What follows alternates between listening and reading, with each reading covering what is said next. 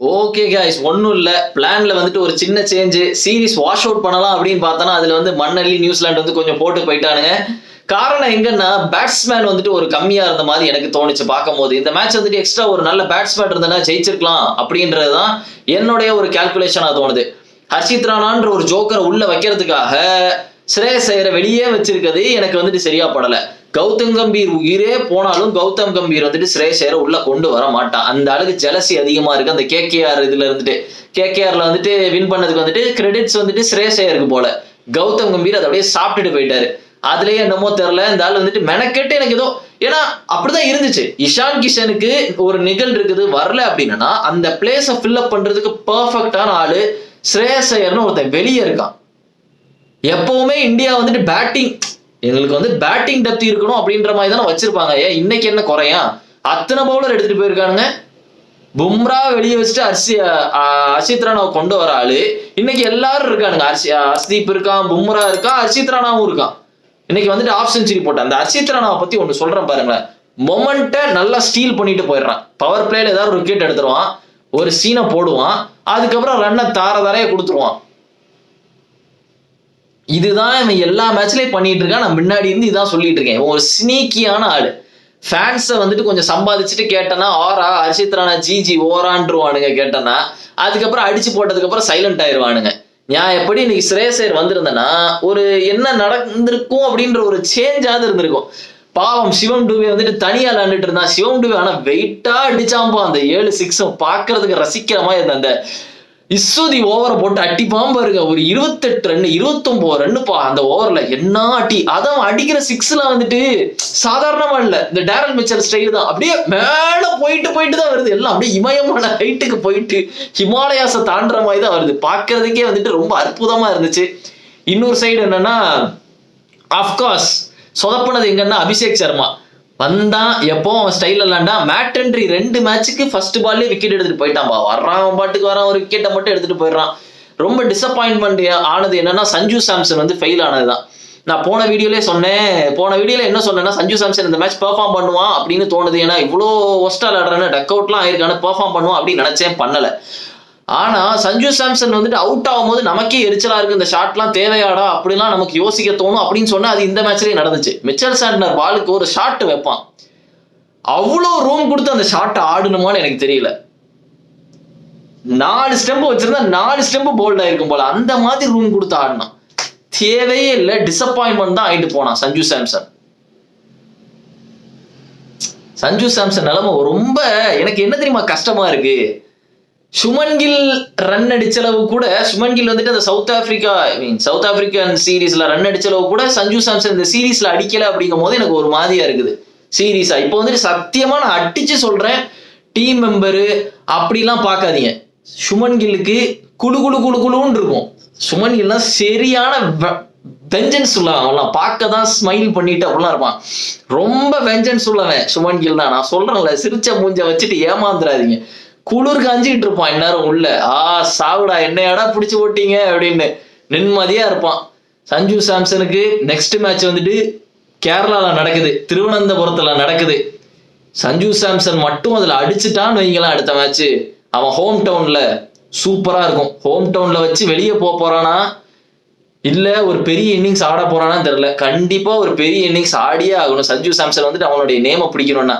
இன்னொரு சைடு என்னன்னா, அந்த ஆள் துடிச்சுக்கிட்டு இருக்காரு, நாங்க வந்துட்டு ஸ்ரேயஸ் ஐயரை உள்ள கொண்டே வரமாட்டோம் அப்படின்ற மாதிரி துடிச்சுக்கிட்டு இருக்கான். திடீர்னு என்னன்னா இஷான் கிஷனுக்கு நிகழுன்றான். எனக்கு சரியில்லை, திடீர்னு சுமன் கில் ஏதோ உள்ள வந்துருவானோ அப்படின்ற ஒரு இது மாதிரி இருக்கு. எவன் வேணாலும் வரலாம், அவன் வரவே கூடாது. என்னால அவன் வர்றதை ஏத்துக்கிடவே முடியாது, நான் ஜீரணிக்க மாட்டேன். ஒரு அளவு தாண்டா நாங்கெல்லாம் பாலிடிக்ஸை சாப்பிடுவோம். இவ்வளோ பாலிடிக்ஸ் எல்லாம் வச்சா வெறி ஆயிடுவோண்டா, ரேஜ் ஆயிடுவோண்டா நல்லா. ஸோ அவனை தவிர எவன் வந்தாலும் சரிதான், நான் ஏத்துக்கிடுவேன். ஆனா அப்படிலாம் பண்ணக்கூடாது. சஞ்சு டீம்ல இருக்கணும், சஞ்சு தான் டீம்ல இருக்கணும். ஏன்டா 3 செஞ்சுரி போட்டிருக்க, அவனை தூக்கி வெளியே வைக்க போறீங்களா? இல்ல, பார்ப்போம் அடுத்த மேட்ச்ல எப்படியாவது பெர்ஃபார்ம் பண்ணிடுறான் சஞ்சு. மற்றபடி இன்னைக்கு டூபே அடிச்சான். அதுக்கப்புறம் ரிங்கு சிங் வந்துட்டு கொஞ்சம் ஏர்லியரா வரணும் அப்படிலாம் சொல்லிட்டு இருந்தேன். இன்னைக்கு அது நடந்துச்சு. அதை வந்துட்டு நல்லாவே தெரிஞ்சிச்சு. ஒரு 39 ரன்ஸ் அடிச்சான். சூரியகுமார் இன்னைக்கு சொதப்பிட்டான், பிரச்சனை இல்லை. பட் பரவாயில்ல, நியூசிலாந்து வந்துட்டு நீங்க நல்லா லேண்டானுங்க. சிவம் டூபே சூப்பரா லேண்டான். பாவத்தை ஹர்ஷித் ராணாவே ரன் அவுட் ஆக்கி விட்டுட்டு போயிட்டான். பட் சிவம் டூபே தான் இன்னைக்கு பிளாஸ்ட் பண்ணான். அந்த 7-6 பாக்குறதுக்கே சூப்பரா இருந்தது. அட்டிக்கிறதுலாம் மேல போச்சு. But Mitchell Santner 3 wicket, Duffy 2, Matt Henry power பிளேல 1, சாண்ட்னர் இன்னைக்கு செமையா போட்டான். மற்றபடி பாத்தீங்கன்னா நம்ம எங்க தெரியுமா சொதப்போனோம் இன்னைக்கு, கொஞ்சம் பவுலர்ஸ் வந்துட்டு கொஞ்சம் லூஸா போட்ட மாதிரி இருந்துச்சு. எல்லாருமே அடி வாங்கினாங்க. போன மேட்ச்ல என்ன சொன்னேன்னா, போன மேட்ச் ரிவ்யூல என்ன சொன்னேன்னா, ரவி பிஷ்னாய் வந்துட்டு நான் என்ன பொறுத்தவரை ரவி பிஷ்னாய் ஓவர் ரேட்டட் அப்படின்னு நான் முன்னாடி இருந்து சொல்லிட்டு இருக்கேன். சரியா, எனக்கு பார்க்கும்போது ரவி பிஷ்னாய் வந்துட்டு ஒரு ஓவர் ரேட்டட் பவுலர் மாதிரி தெரியும். போன மேட்ச்ல நல்லா போட்டவனே சரி ஓகே ஒரு டிப் ஏற்பட்டிருக்கு அவருடைய ஓவர் ரேட்டட் கரியர்ல இருந்து அப்படின்னு நினைச்சேன். பட் திருப்பி பேக் டு ஃபார்ம் வந்துட்டா ரவி பிஷ்னாய். 49 ரன் கொடுத்துட்டான்பா. விட்டா ஆஃப் செஞ்சுரி போட்டிருப்பான். சொல்ல போனா இந்த மேட்ச்ல எல்லாருக்குமே அடி விழுந்து. குல்தீப் ஒரு 39, பும்ரா 38, ஹர்ஷ்தீப் தான் நல்லா போட்டான். வேற ஹர்ஷித் ராணா ஒரு 50 ரன் போட்டு தள்ளிட்டான். அவன் வந்துட்டு பவர் பிளேல எடுத்தா உண்டு, இல்லாட்டா ரன்னு தரைய கரைச்சு கொடுத்துக்கிட்டே இருப்பான். அவன் ரன் விக்கெட்டே எடுத்தாலும் அவன் ரன்னு கொடுப்பான். இதுதான் வழக்கமா இருக்கு. ஓடிஐலையும் சரி, T20லையும் சரி. என்னதான் வந்துட்டு அவன் விக்கெட் எடுத்தாலும் ரன்னையும் அப்படியே கூட சேர்த்து கொடுத்துருவான். தாங்க எடுத்துட்டு போங்க, நான் வந்துட்டு ஓவரா ஃபார்ம் பண்ணியாச்சு, சீனை போட்டாச்சு, ரன் இனிமேல் எடுத்துக்கு போங்க அப்படின்பானுங்க. அந்த மாதிரி தான் ஹர்ஷித் ராணா டீமுக்குள்ளே இருக்கான்.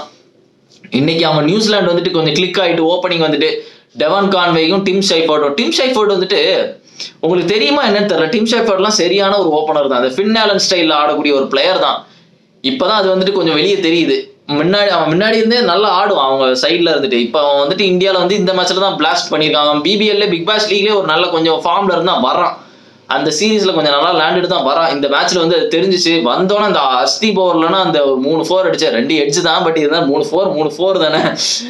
மற்றபடி கான்வே கொஞ்சம் ஸ்லைட்டா ஃபார்முக்கு வந்தான், 44 ரன்னு. மற்றபடி எல்லாம் ஒரு சைடு போயிட்டே இருந்தாலும் லாஸ்ட் எண்டிங்ல வந்து டேரல் மிச்சல் வந்து ஒரு கலக்கிட்டு போயிட்டாமா. 38 ரன் அடிச்சுட்டு போயிட்டான். அங்கதான் எனக்கு ஏதோ சரிஞ்சிட்டு நினைக்கிறேன். போட்டு எவனா ஸ்பின்னர்ஸ் போட்டா அட்டி அப்படின்ற மாதிரி தான் இருக்குது. நான் தான் சொல்றேன்ல, சிவம் டூபே, டேரல் மிச்சல் கூட அடிக்கிற ஸ்டைல் வந்து கொஞ்சம் இறங்கி வந்து அந்த மாதிரிலாம் இருக்கும். சிவம் டூபே ஃபுட் ஒர்க்கே இருக்காது. நான் இது வந்து CSK ரிவ்யூல இருந்தே சொல்லிட்டு இருக்கேன். IPL ஃபுட் ஒர்க்கே இருக்காது. நின்ன இடத்துல இருந்து அடிப்பான். காலை நகட்டவே மாட்டான். இப்படி வச்சுட்டு ஒரு சுத்து, அவ்வளவுதான். இந்த டர்ஃப்ல விளையாடுறதெல்லாம் பாத்திருக்கீங்களா? கிரிக்கெட் டர்ஃப் இருக்கும்ல, அந்த டர்ஃப் பிச்சில் விளையாடுறதெல்லாம் பாத்திருக்கீங்களா? நகட்டாம காலை நவுட்டாமலே அடிப்பாங்க. அதே மாதிரி தான் ஆடுறான் சிவம் டூபே வந்துட்டு. காலே நவுட்டாம ஸ்பின்னர்ஸை போட்டா ஒரு சுத்து, பால் அப்படியே பறக்குது. அந்த மாதிரி தான் இருந்துச்சு. ஏன் இப்படி சிவம் டூபே பத்தி புலம்புறேன்னா, இன்னைக்கு அடிச்ச 6 எல்லாம் அப்படி இருந்துச்சு. பாக்குறதுக்கு நல்லா இருந்து, ஒரு மாதிரி சீனா இருந்துச்சு பாக்குறதுக்கு. பட் பரவாயில்ல, நான் வாஷ் அவுட் பண்ணுவாங்கன்னு நினைச்சேன். எல்லா சீரீஸ்லயும் ஒரு மேட்ச் ஜெயிச்சிடறானுங்கல்ல. எல்லா இதுலயும் ஏதாவது ஒரு டீம் வந்துட்டு ஒரு மேட்ச் வந்துட்டு நம்மளை வந்துட்டு ஜெயிச்சுட்டு போயிடுறானுங்க. சவுத் ஆப்பிரிக்கா பண்ணாங்க. எனக்கு தெரிஞ்சு இந்தியா வந்து நெக்ஸ்ட் மேட்ச் வந்து அடிச்சிருவானுங்க guys. Hardik Pandya next match எனக்கு ஏதோ பெர்ஃபார்ம் பண்ணுவோம் அப்படின்னு தோணுது. ஹர்திக் பாண்டியா எப்பவுமே வந்துட்டு ஒரு சீரீஸ் இருக்குன்னா அதுல லாஸ்ட் மேட்ச் எப்பவுமே ஒரு பிளாஸ்டான ஒரு பெர்ஃபார்மன்ஸ் கொடுத்துட்டு போவோம். ஹர்திக் பாண்டியோட வழக்கமே தான். இன்னைக்கு வந்துட்டு பெர்ஃபார்ம் பண்ணல ஹர்திக் பாண்டியா. நாளைக்கு வந்து பெர்ஃபார்ம் பண்ணுவோம் அப்படின்னு தோணுச்சு. எனக்கு தான் இந்தியன் வந்துட்டு கொஞ்சம் ஓவர் கான்ஃபிடென்டா இருந்த மாதிரி தோணுச்சு. ரொம்ப வந்துட்டு ஜெயிச்சிட்டமே நாங்க தான் அப்படின்ற மாதிரி வந்த மாதிரி தெரிஞ்சு. நியூசிலாந்து வந்துட்டு அதை கேபிட்டலைஸ் பண்ணி கொஞ்சம் சைலண்டா அடிச்ச மாதிரி இருந்துச்சு. ஈஸியா வந்து புடிச்சிட்டு போயிட்டாருங்க. என்ன பண்றது, நான் தான் சொல்றேன்ல, இத்தனை நாள் வந்துட்டு எங்களுக்கு பேட்டிங் டெப்த் வேணும், பவுலிங் கூட தேவையில்ல, பேட்டிங் டெப்த் வேணும் அப்படின்னு சொல்லிட்டு இழுத்து கீழே கொண்டு போயிட்டு இருந்தவனுங்க இன்னைக்கு வந்துட்டு எங்களுக்கு பவுலிங் தேவை, ஸ்ரேயஸரே வேண்டாம், நாங்க வந்துட்டு ஹர்ஷித் ராணா மாதிரி ஒரு ஜாம்போ வந்துட்டு உள்ள கொண்டு வரோம் அப்படின்னு உள்ள வச்சுட்டு போட்டிருக்காங்க. எனக்கு புரியவே இல்லை லாஜிக் எப்படின்னு. பும்ரா இருக்கான், ஹர்ஷ்தீப் சிங் இருக்கான், குல்தீப் இருக்கான், ரவி பிஷ்னா இருக்கான். இதுல ஹர்ஷித் ராணா எதுக்கு? தேவையே இல்லை அவன்லாம். ஏன் ஹர்திக் பாண்டியா இருக்கான், அவனை விட ஹர்ஷித் ராணாவோட ஹர்திக் பாண்டியா சூப்பரா பவுலிங் போடுவான். இன்னைக்கு அவனே போட்டிருந்தா கூட அவ்வளவு ரன் வந்திருக்குமான்னு தெரியல. இந்த விளக்கெண்ண போட்டதுனால இவ்வளவு ரன் வந்துச்சு. பட் சொல்றதுக்கு எதுவும் இல்லை. சரி, நியூசிலாந்து வந்துட்டு நமக்கு ஒரு இது கொடுத்தானுங்க, ஒரு ஸ்டாப் பண்ணானுங்க, எப்படி இருக்குன்னு பார்க்கலாம் அப்படின்ற மாதிரி.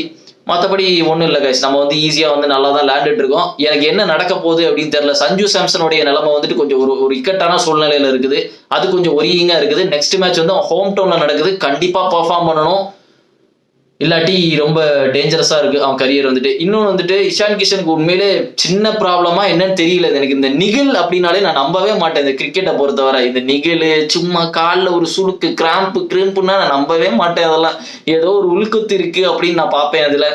அது மட்டும் இல்ல, ஸ்ரேயஸர் டீமுக்குள்ளே வரமாட்டேங்கிறான். என்ன நடக்குது அப்படின்னு புரியல. எல்லாம் அந்த கௌதம் கம்பீருக்கு தான் தெரியும். பாத்தீங்களா, ஒரு மேட்ச் தோத்தோன்னா நம்மளை வந்து எப்படி யோசிக்க வைக்குது அப்படின்னு விதவிதமா யோசிக்க வைக்கும் நம்மளை வந்துட்டு இந்த கிரிக்கெட் வந்துட்டு.